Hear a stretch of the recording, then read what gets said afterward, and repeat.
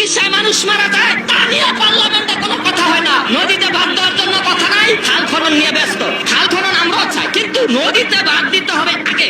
আজকে নদীতে বাদ দেওয়ার ব্যবস্থা নাই। আমার নেতা বরিশালের এমপি, আমার নেতা আব্দুল জলিল সাহেবের প্রতিদ্বন্দ্বী বিএনপির নেতা পাশ করছে, আমরা তার পাশে ছিলাম। এখন সেই মন্ত্রী চায় নদীতে বাদ দেওয়া হোক বরিশালে, কিন্তু নদীতে বাদ দেওয়ার প্রজেক্ট চালু হয় না কেন? আমি বিএনপি বুঝি না, আমি আওয়ামী লীগ বুঝি না, জামাত বুঝি না, এনসিপি বুঝি না। এই দেশের রিকশাওয়ালা, ব্যাংক শ্রমিক, কৃষক শ্রমিক, এই দেশের অসহায় মানুষ যদি তাদের অধিকার না পায়, আমি কোন দলের দালালি করতে পারবো না। আমি কোন দলের বিরুদ্ধ বলি না, পক্ষ বলি না।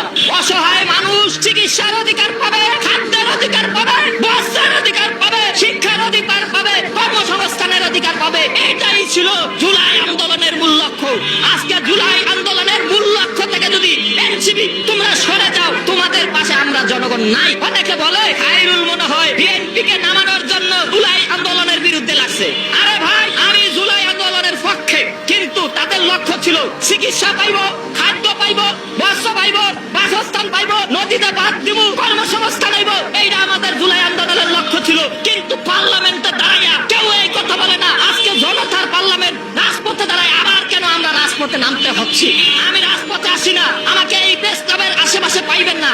আজকে সাংবাদিক ভাই উপস্থিত, সামনে পাইছেন দেখে আমারে পাইছেন। আমার বাড়ি আব্দুল্লাহপুর কেরানীগঞ্জ ছাড়া আমাকে আর মাঠে পাইবেন না। কারণ প্রতারক, ওরা প্রতারক, ওরা অসহায় মানুষের চিকিৎসার অধিকারের কথা পার্লামেন্টে তুলে ধরে না।